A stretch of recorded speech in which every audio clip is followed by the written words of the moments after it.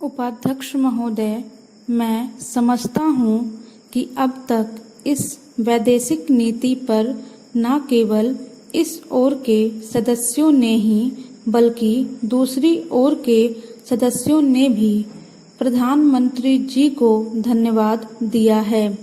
इसलिए मैं अपनी तरफ से धन्यवाद देकर उनका बोझ बढ़ाना नहीं चाहता।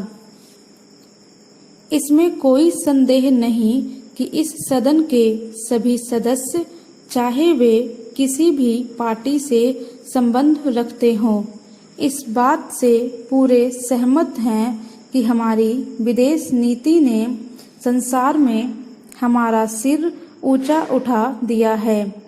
हमने पंचशील के सिद्धांत को संसार के सामने रखा है।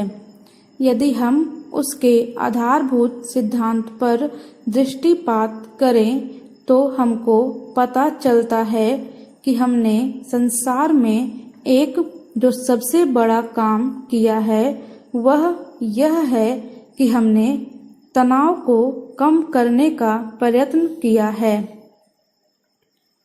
जिस समय हमने नई नई स्वतंत्रता प्राप्त की तो हमारे सामने बहुत से प्रश्न थे। उनके साथ ही हमारे दो बड़े गुट थे जो कि एटम बम और दूसरे बम लिए हुए हमको चुनौती दे रहे थे कि अगर हमने उनमें से किसी एक गुट में सम्मिलित नहीं हुए तो हमको बड़ी कठिनाई होगी। हम उस समय भी हमारे प्रधानमंत्री ने हमारे देश की वैदेशिक नीति को इसी स्तर पर रखा जिसके कारण आज हम संसार में अपना सिर ऊंचा उठा सकते हैं। हमने जो संसार के सामने पंचशील के सिद्धांत को रखा उसका सबसे बड़ा फल यह हुआ कि एक सम्मेलन हुआ जिसकी ओर मैं आपका ध्यान दिलाना चाहता हूँ।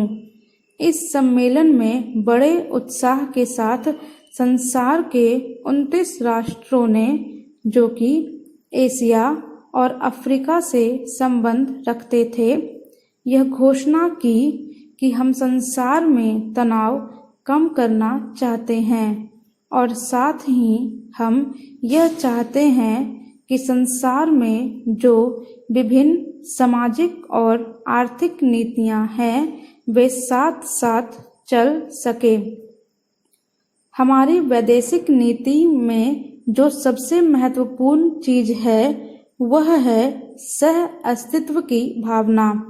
उसी भावना के फलस्वरूप हम देखते हैं कि आज कोरिया का युद्ध नहीं हुआ, जो कि एक तीसरे विश्व युद्ध के रूप में परिवर्तित हो सकता है।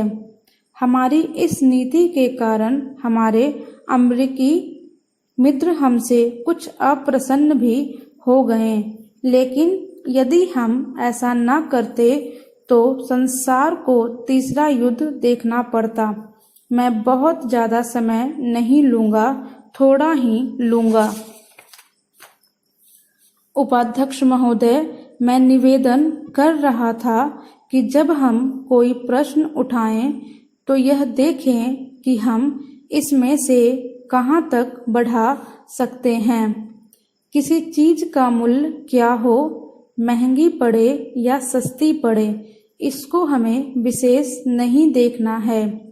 गांधी जी ने कितनी ही बार हम लोगों को यह बात समझाई कि मूल्य किसी चीज का रुपये पैसे में क्या है, यह कोई महत्व की बात नहीं है। आप जानते होंगे कि एक वस्तु जो कि हमारे देश में बहुत सस्ती मिलती है, वही वस्तु दूसरे देश में महंगी मिलती है। इतना निवेदन करने के बाद अब मैं श्रम विभाग की जो रिपोर्ट है उसकी एक मद की ओर तुरंत आ जाता हूँ। जैसा कि पहले मैंने कहा, मैं समझता हूँ कि हमारे इस श्रम विभाग का महत्व दिन प्रतिदिन बढ़ेगा। बहुत से प्रश्न हैं जिनकी तरफ आपका ध्यान भी नहीं है। उन प्रश्नों को आपको लेना पड़ेगा। आज आपका श्रम विभाग अधिकतर औद्योगिक श्रमिकों की ओर ध्यान दे रहा है। अभी हमारे माननीय सदस्य ने जो खेतीहर मजदूरों की दशा सुधारने की ओर भी आपका ध्यान दिलाया था और बतलाया था कि आज उनकी कैसी खराब हालत हो रही है। मैं उनसे पूरी तरह सहमत हूँ। हमारी सरकार का ध्यान देहाती श्रमिकों की ओर नहीं गया है। उनकी बड़ी बुरी हालत है। आपने उनकी दशा सुधारने के लिए क्या किया है? मैं पूछना चाहता हूँ कि जो लाखों और करोड़ों आदमी देहातों में बेकार बैठे हुए हैं, उनको मजदूरी और काम दिलाने के लिए आप क्या कर रहे हैं? करीब 7 लाख आदमी नौकरियों के लिए प्रार्थी हैं, जैसा कि रिपोर्ट में लिखा है। इनके अतिरिक्त कितने ही लाखों और करोड़ों आदमी देहातों में बेकार बैठे हुए हैं और कितने ही आधी बेकारी की हालत में हैं और श्रम विभाग उन बेकारों और आधी बेकारी वालों की संख्या पता लगाने में असमर्थ है।